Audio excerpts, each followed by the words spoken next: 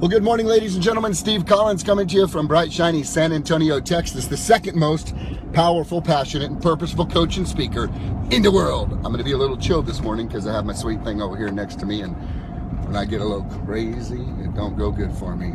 Are you busted, disgusted, and can't be trusted? It's a great question to ask ourselves, especially in the world of sales. In the world of sales, which is a reflection of what goes on in someone's internal world, ultimately, we do not become trustworthy by hoping to be trustworthy. We do not earn the trust of our clients by hoping to earn the trust of our clients. I'm going to put my kids on the spot right now. Christian, how do you think what are your thoughts on this, Christian and Josh? How do you think somebody becomes trustworthy? How can someone be trusted? Be loud for me, buddy. Speak as loud as you can. If they do the right thing, people will trust them. If Josh stayed home, Mom trusted him because he's been good. Yeah? The past couple of days. That's how you be trustworthy. When you do the right thing, you get trustworthy?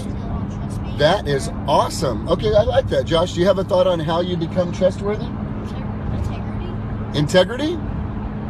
Man, I think I'm raising these boys right. So is Miss Collins. You guys, I appreciate that very much.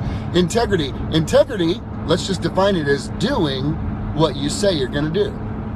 Doing what you say you're going to do.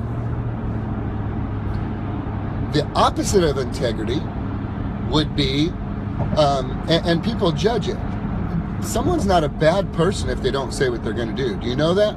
Many times they're just weak, or they're learning how to not be a flake. They learn the consequences of making promises that they cannot keep by suffering the consequences of being untrustworthy. And so, especially in sales, the simple truth is what these little guys said: integrity.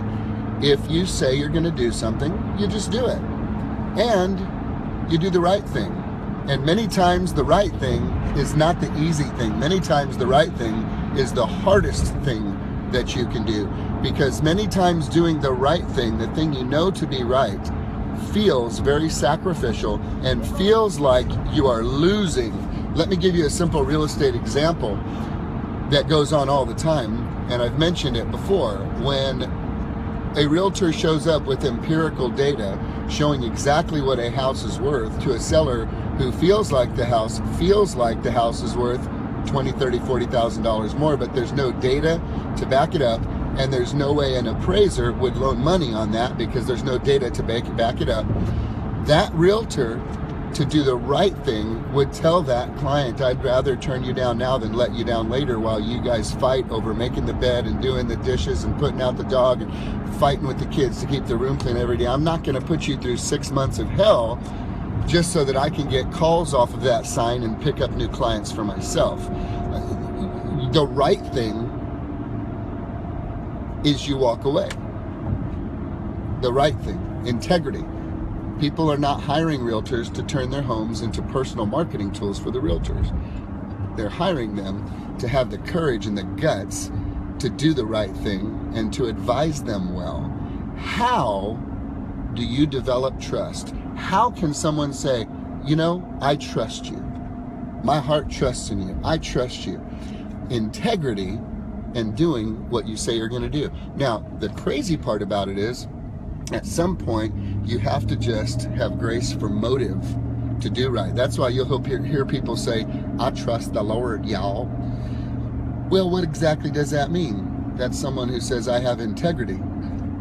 A faith of integrity, God's integrity. I may not understand what He's doing, and I do understand that it's motivated by love.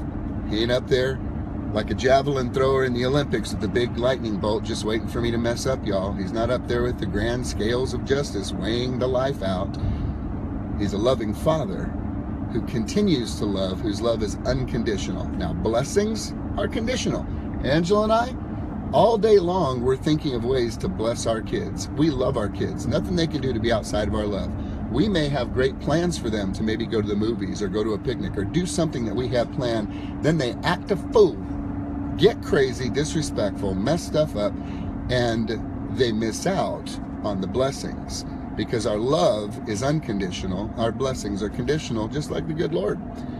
So how do you want to be known? Do you want to be someone who's busted, disgusted, and can't be trusted? Or would you like to be known as a trustworthy person? If your desire is to become a trustworthy person, then all you have to do is do what you say you're going to do the right thing, and do it every day. You guys have a great weekend.